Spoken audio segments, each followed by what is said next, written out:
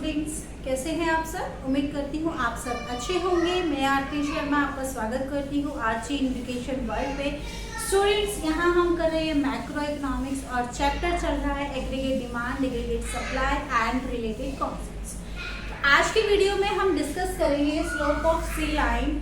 C line stand for consumption line और MPC slope of C line को हम marginal propensity to consume के नाम से भी जानते हैं। आइए जानते हैं क्या होता है स्लोप ऑफ सी लाइन। जब हमारी इनकम इंक्रीज होती है, चेंज आता है हमारी इनकम में, तो हम जो कंजम्पशन करते हैं, एक्सपेंडिचर्स जो होते हैं, उनमें क्या चेंज होता है, कितना चेंज आता है। ठीक है, तो चेंज हमारी इनकम में चेंज हमारे कंजम्पशन में कितना चेंज लाता है, वो क्या होता है, marginal propensity to consume. Okay students, क्या है, it refers to the rate at which C increases in response to given increase in. अभी मैंने आपको बताया कि इनकम में इंक्रीज होने के कारण कंजम्पशन में कितना इंक्रीज होता है। ठीक है, वो क्या होता है, marginal propensity to consume. Okay students, यहाँ देखो, इस ग्राफ के थ्रू समझते हैं। यहाँ ग्राफ जो कंजम्पशन एंड इनकम, तो हम दो पॉइंट ले लेते हैं, ए और बी। जहाँ हमारी इनकम क्या है 100, कंजम्पशन क्या है 100। ठीक है, वहीं इनकम बढ़कर 100 से हो जाती है 150 और कंजम्पशन इंक्रीज होकर 100 से इंक्रीज होकर 140 हो जाता है। ठीक है, अब जो ये चेंज आया है, ठीक है, ए और बी पॉइंट में जो चेंज आया है, that is called slope of C line. तो कैसे निकालेंगे, देखो ये चेंज कैसे आया है कि कुछ चेंज तो आया होगा वाई में, फिर कुछ चेंज आया होगा सी में। ठीक है, तो अगर हम कैलकुलेट करें consumption, change in consumption divided by change in income. ठीक है, 100 से इंक्रीज हुई है हमारी इनकम 150, तो चेंज इन इनकम 100 इंक्रीज कितनी हुई है 150, पहले कितनी थी 100, चेंज कितना आया है 50 रुपीज। ठीक है जी, अब इसके कारण जब हमारे 50 रुपीज बढ़े हैं, तो उनके कारण हमारे कंजम्पशन में क्या इंक्रीज हुआ, पहले कितना था 100, फिर बढ़कर कितने हो गए 140, तो कंजम्पशन में क्या चेंज आया है ₹40 का चेंज आया। तो MPC कैसे फाइंड करेंगे, change in consumption divided by change in income, जो कि है 40 डिवाइडेड बाय 50। ठीक है जी, ठीक है, ये सिंपल सा क्वेश्चन है। 0 से 0 तक 0.8, हमारी MPC क्या हो गई 0.8। ओके, तो ये क्या शो करता है, ये शो करता है कि every additional rupee of income 80%, कि भाई 80% अगर हमारी इनकम बढ़ी है, तो 80% जो खर्च किया गया होगा, बढ़ी हुई इनकम का कितना खर्च किया गया होगा, 80% खर्च किया हुआ होगा। Is it clear. उसके बाद अब हम अगला कॉन्सेप्ट क्या है, APC और MPC, average propensity to consume, marginal propensity to consume. Marginal अभी हमने सीखा। एवरेज प्रोपेंसिटी कंज्यूम क्या बताता है कि टोटल कंजम्पशन जितना है और टोटल इनकम कितनी है, दोनों का रेशियो। ठीक है, ratio between consumption, total consumption divided by total income. तो क्या बन जाता है APC क्या हो जाता है, total consumption divided by total income. ठीक है, दोनों के बीच का प्रपोर्शन होता है। MPC क्या होता है, MPC होता है change in consumption divided by change in income. Okay, अब ध्यान से जो स्लोप ऑफ सी लाइन है, slope of C line always MPC show करता है, एपीसी कभी नहीं करता, क्योंकि जो स्लोप है वो चेंज होता है इनकम और कंजम्पशन में, चेंज हर स्टेप पर चेंज, हर लेवल पर चेंज दिखाता है। तो इसीलिए स्लोप ऑफ सी क्या मीनिंग होता है इसका, एमपीसी नॉट एपीसी। ओके ठीक है जी। जो एपीसी क्या है कि भाई जितना चेंज इनकम में आएगा इतना, फिर 50 से 100 हर लेवल पे चेंज इक्वली होगा, ठीक है। स्ट्रेट लाइन है, स्ट्रेट लाइन है, सी फंक्शन क्या है, स्ट्रेट लाइन है, जो कंसेप्ट सी लाइन क्या है, स्ट्रेट लाइन है। इसीलिए जो एमपीसी होती है वो क्या होती है, वो ऑलवेज कांस्टेंट होती है, वो ऑलवेज क्या होती है, एक जैसी। अब एक और एग्जांपल के थ्रू समझते हैं। यहाँ एक टेबल है, यहाँ हम हर चीज कैलकुलेट करना सीखेंगे। अब जीरो इनकम लेवल क्या है, 0, कंजम्पशन लेवल क्या है, 50, ठीक है जी। अब चेंज इन कंजम्पशन क्या है, चेंज इन कंजम्पशन कुछ भी नहीं माना जाएगा। अब 50 था तो यहाँ क्या हो गया, 50, सॉरी चेंज इन इनकम कितना आ गया, 50। यहाँ से फिर कितने बढ़ गए, 50 इंक्रीज हो गए, फिर 100 इंक्रीज हो गए, फिर 100 इंक्रीज हो गए, देन 100, ठीक है जी। ये चेंज इन इनकम। अब change in consumption, change in consumption क्या है बेटा जी, इसमें से चेंज माइनस करेंगे 25, फिर 5 माइनस करेंगे 25, ठीक है जी।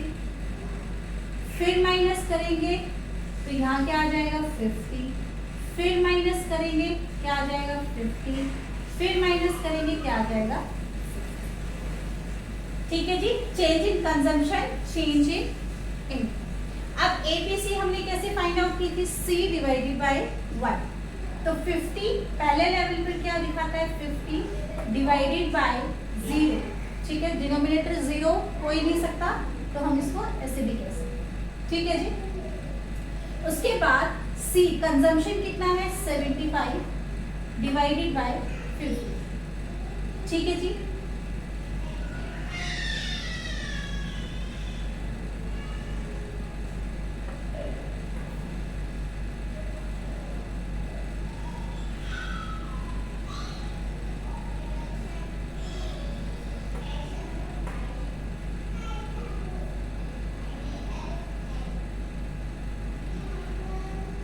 Divided by 50।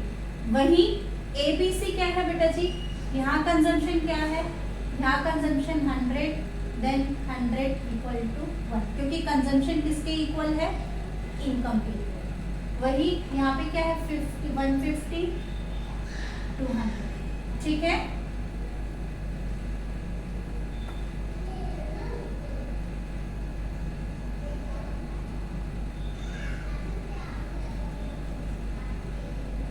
बाई 2, तो जो 1.5, एबीसी क्या है, 1.5 डिक्रीज होके चली जाएगी। यहाँ पे क्या है, 200 डिवाइडेड बाय 300, 250 डिवाइडेड बाय 400,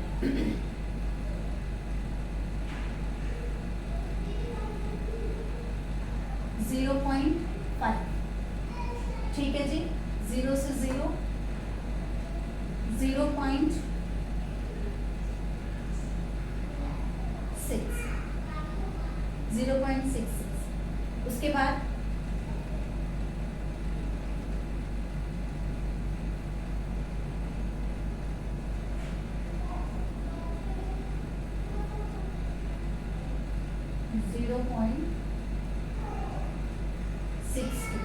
ठीक है जी।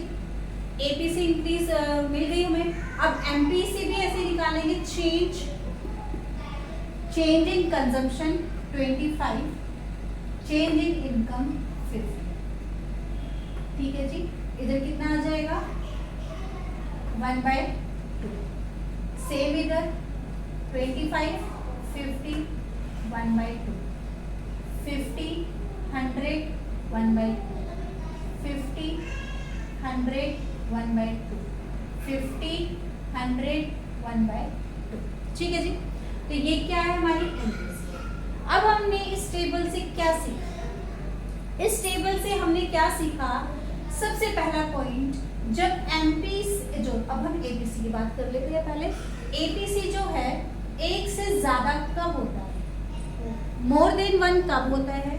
एपीसी मोर देन वन जब होता है जब हमारे कंजम्पशन जो होते हैं वो इनकम से ज्यादा, मतलब हमारे खर्चे हमारे इनकम से क्या है? ज्यादा है। उस केस में एपीसी क्या हो जाता है? ज्यादा होता है एक से। ठीक है जी। और हमारी जो एपीसी है वो वन कब होती है? एपीसी वन जब होती है जब हमारे इनकम और हमारे खर्चे इक्वल हो जाते हैं। बीईपी, ब्रेक इवन पॉइंट पर एपीसी ऑलवेज क्या होती है? वन होती है। ठीक है जी। एक ब्रेक इवन पॉइंट का कॉन्सेप्ट हमने लास्ट वीडियो में किया था। तो एपीसी वन कब होती है? जब कंजम्पशन और इनकम इक्वल होती है। फिर उसके बाद इनकम बढ़ती है, कंजम्पशन भी इंक्रीज होते हैं, लेकिन रेशियो प्रपोर्शन डिक्रीज होता चला जाता है। मतलब एपीसी जब हमारी इनकम ज्यादा हो जाती है और एक्सपेंडिचर जो कंजम्पशन है वो कम होते हैं, तो इस केस में हमारी एपीसी क्या होती है? वन से कम, लेस देन वन हो जाती है। ठीक है जी। एपीसी का कॉन्सेप्ट हमने समझ लिया। इस टेबल से हमने ये भी ऑब्जर्व किया कि कभी भी एपीसी जीरो नहीं हो सकता। ये 3 पॉइंट्स हमने सीखे। एपीसी मोर देन वन कब होती है? जब हमारे कंजम्पशन इनकम से ज्यादा होती है। एपीसी वन कब होती है? कंजम्पशन इनकम के बराबर है, मतलब बीईपी पॉइंट पर है। एपीसी वन से कम कब होती है? जब कंजम्पशन कम होते हैं इनकम से। और दूसरी चीज हमने क्या ऑब्जर्व की? एपीसी कभी भी जीरो नहीं होती। क्यों? क्योंकि हमारे कंजम्पशन कभी जीरो होते ही नहीं है। हम खर्चे हमेशा हमेशा करते हैं, चाहे हम कुछ ना भी कमाए। अब हम आते हैं एमपीसी पर। हम क्या ऑब्जर्व कर रहे हैं? एमपीसी यहाँ ना तो जीरो है, सॉरी, एमपीसी हमेशा जीरो और वन के बीच में है। एमपीसी हमेशा क्या रहती है? जीरो और वन के बीच में रहती है। दूसरी चीज, एमपीसी वन कब होते हैं? ये दोनों चीज समझना, मैंने बोला जीरो और वन के बीच में रहती है।